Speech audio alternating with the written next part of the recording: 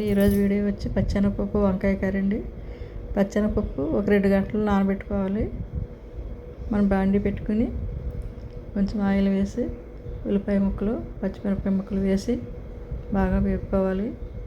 తర్వాత వంకాయ ముక్కలు ఉప్పు నీటిలో వేసుకోవాలి. కట్ చేసుకుని కొంచెం పసుపు వేసుకోవాలి. ఇప్పుడు ఉల్లిపాయ ముక్కలు ఒకసారి అటు ఇటుగా తిప్పండి.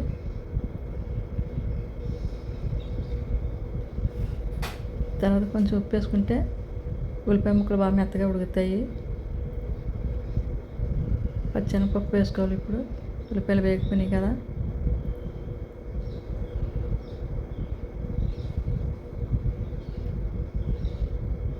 శనగపప్పు మాత్రం నానబెట్టుకోవాలి, లేకపోతే ఉడకదు పప్పు. ఉడకబెట్టుకుని కుక్కర్లో వేసుకోవచ్చు. ఇప్పుడు అల్లం వెల్లుల్లి పేస్ట్ ఒక స్పూన్ వేసుకుని బాగా తిప్పాలి.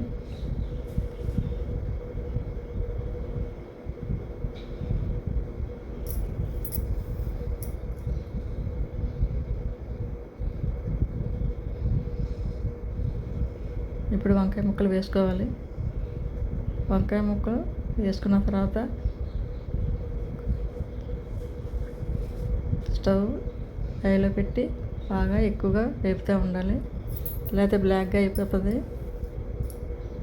హై ఫ్లేమ్లో పెట్టి ఒక 2 నిమిషాలు వేపిన తర్వాత అప్పుడు మళ్ళీ స్టవ్ తగ్గించుకొని మూత పెట్టుకోండి. ఇప్పుడు ముక్కలు బాగా మెత్తగా ఉడికినాయి. వంకాయ ముక్కలు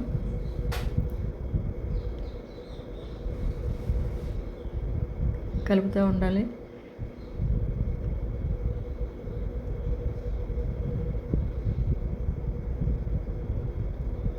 తగినంత కారం వేసుకోండి. మీ కారం మీరు ఎంత అయితే తింటారో అంత టేస్ట్ తగ్గట్టు వేసుకోండి.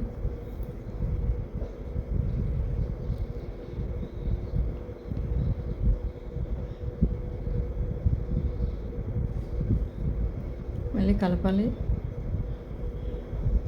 అలా కలుపుతుంటే బాగా మగ్గిపోయింది.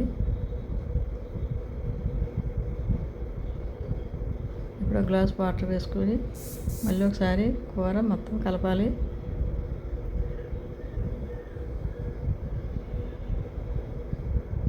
ఆయిల్ సపరేట్ అయింది చూడండి. ఇప్పుడు కొంచెం గరం మసాలా వేసుకోవాలి.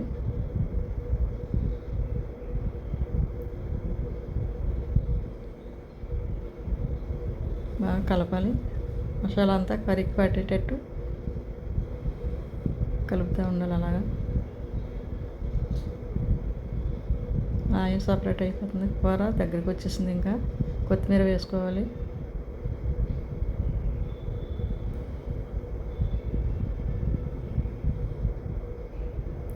కూర రెడీ అయిపోయింది. ఇంకా లైక్ చేయండి, షేర్ చేయండి, సబ్స్క్రైబ్ చేయండి.